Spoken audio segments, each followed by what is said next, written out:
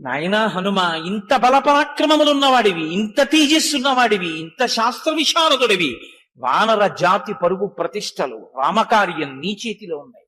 నీవలా కూర్చుంటే ఎలాగయ్యా? ఒక్కసారి నీ బలాన్ని జ్ఞాపకం తెచ్చుకో, ఒక్కసారి ఆ తేజస్సుని పుంజుకో, ఒక్కసారి పెరిగి 100 యోజనములు గడచి బయలుదేరు. నీ యొక్క గమన శక్తి ఎటువంటిదో, నీ వేగం ఎటువంటిదో అటువంటి శక్తి ఈ భూతములలో ఏ ప్రాణికి లేదు. ఈ మాట చెప్పగానే విన్నారట హనుమ. కూర్చున్న వారు ఒక్కసారి లేచారు.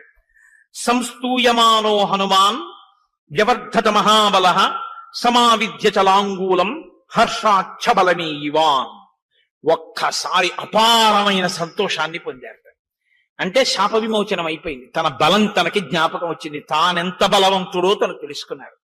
ఒక్కసారి ఆ తోకని చేత్తో పట్టుకుని పైకి తీసి ఒక్క దులిపారట ఆ సంతోషంతో.